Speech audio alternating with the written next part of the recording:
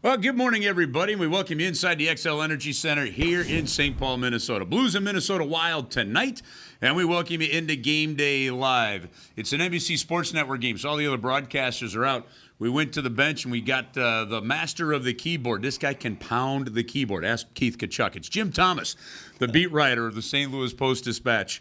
He loves it when you sit right behind him on the plane and type all night. I've tried to type more softly, but I just can't do it. This is like my annual appearance on Game Day Live. Once a year I've done it. For when you sit behind Keith Kachuk on a plane, we should get you they've got to create some kind of soft keys, kind of the way they do soft close cabinets and drawers. Something like that. I think it would be. He's a bit of a disturber. I can see with Brady and Matthew, the apple didn't fall far, right? Listen, we'll talk about tonight's game here in just a moment with you, but we haven't had a chance on Game Day Live, Jim, to have you on and to throw this at you.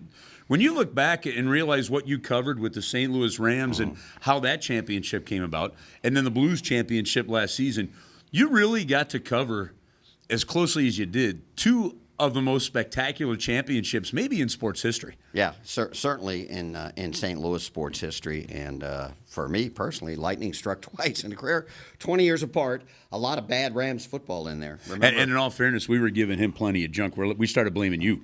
I went from being the jinx to like the good luck charm in like a few months. In like a few months' time, I covered 5 straight seasons of Rams football where their average record was 3-13. That would be like 5 Blues seasons of 15 wins and 65 losses. Wow. So it's kind of different covering a winning team. Well, as we get ready for tonight's game, the Craig Berube effect from last season seems to be still in full force around the National Hockey League. On February 14th, well, on the 13th, I guess it was, that the Minnesota Wild decided to relieve Bruce Boudreau of his duties. Dean Evison is their interim head coach. So another team making a coaching change, hoping to catch that lightning in a bottle.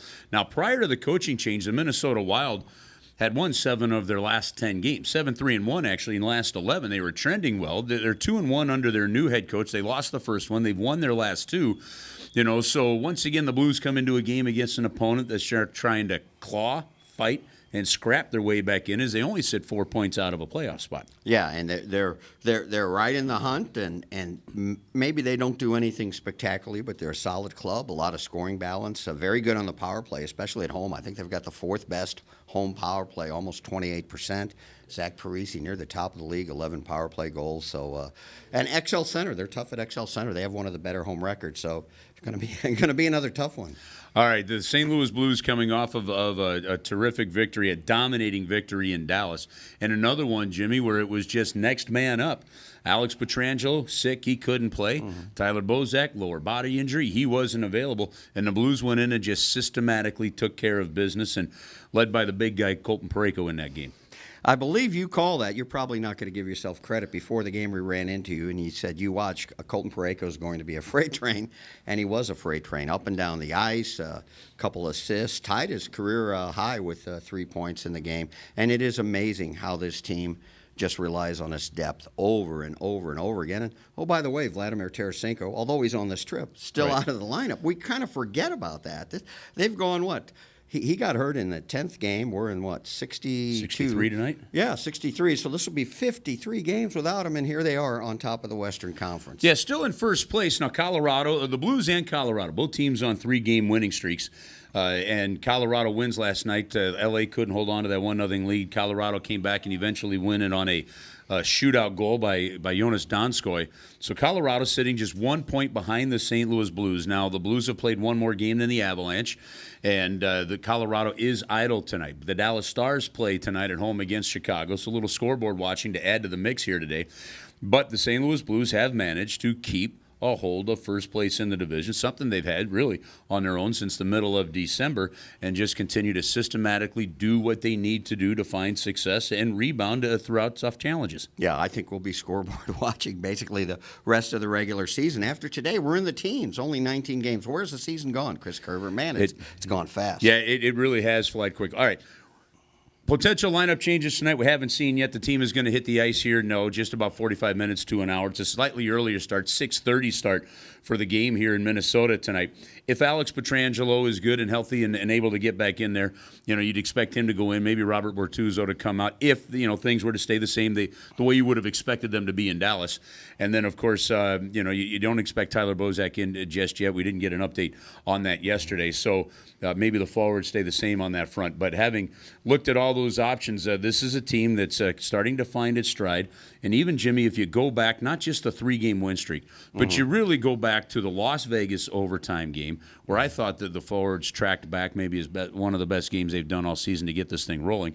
And then the 2 games in and the 2 losses to Nashville. Even though those were losses, the team was playing well. You're looking at a stretch of some pretty good hockey here over the last 6 to 8 games. It's amazing how they've, after their biggest slump of the season, how the light switches back on. This not only looks like Blues hockey, it looks like vintage Blues hockey, the kind of Blues hockey we saw last year during the 11-game win streak, which was going on right about now last year in the calendar year. And the shots on goal have just disappeared. 52 shots allowed in Vegas. The last 3 games combined, just 50 total. So yeah. It hasn't been easy for the goalies, but it hasn't been all that tough either. And a stat according to Stan Radke, who works for Hockey Night in Canada, helps our Fox Sports guys out with some great nuggets as well. The Blues are the only team in the National Hockey League to hold the opposing team to under 20 shots on goal in 3 straight games. Really? So far this season. So a little nugget for you to pound into the keyboard on that one a little later on. File that one away. Yeah. So the Blues tonight against the Minnesota Wild. It's a 6:30 game time. The TV side has NBC Sports Network in it. The call will be with Chris Cuthbert and Pierre McGuire. On the radio side, Joe Vitale's still home taking care of some family stuff. So Chris Butler, Stanley Cup champion Chris Butler, is going to come in and join us throughout the broadcast and on the broadcast night. So it'll be fun to have him there. He lives up here. Obviously, his wife's from here, so the family's up here now. So he lives up in the Minnesota. So we tapped him on the shoulder, said, "Come on in." Good. I was hoping you weren't going to ask me because I might be a little busy. You're type. You guys sit right in front. Well, they got our floor raised now, so I no longer have to look like it used to be here in Minnesota. All right, the way the press box was set up, the writers sit right in front of the booths, and the booths are raised a little bit, but they weren't raised very high. So for 15, 18 years, they changed it a couple years ago when we came in for the playoffs. They raised our floor ups finally. We never saw a play on the near point inside the one zone. Really? It always happened right behind Jeremy Rutherford's head. Like the puck would go in one of his ears, out the other side. And what happened in between? We just sit there and literally we'd spend all game just chucking pieces of popcorn down on JR. But like me, Chris Kerber does not have an indoor voice, and so we enjoy hearing him. It helps us get in the flow of the bark game. it up. Well, it's a great day here in Minnesota. The sun's out. It's warm. Shoot, I saw a moose in a bathing suit on the walk over here to the rink. And I said, "What are you doing?" He said, "I'm sunbathing." And I realized I was talking to a moose, and he was talking back. It is balmy. Did you run into that same moose? Yeah. No, I didn't. You're starting to scare me a It's little actually, bit here, wanted to see what you'd do if I threw something totally off the wall at you like that. Well, there you have it. It's pretty good. All right, Jim Thomas, St. Louis Post-Dispatch. You can catch him on Twitter. You can catch the articles in the St. Louis Post-Dispatch as well. Great coverage of the St. Louis Blues. And he'll have the coverage in written form for you tonight. On the radio side, pregame show at 5:30 with the Mitsubishi Electric pregame show. When a team hits the ice, we've got the BMW of West St. Louis pregame skate for you right at 6 o'clock. And then we'll have the call at 6:30 tonight. Have a terrific Sunday. Enjoy it. And we'll see you a little later on when the Blues and the Minnesota Wild drop the puck.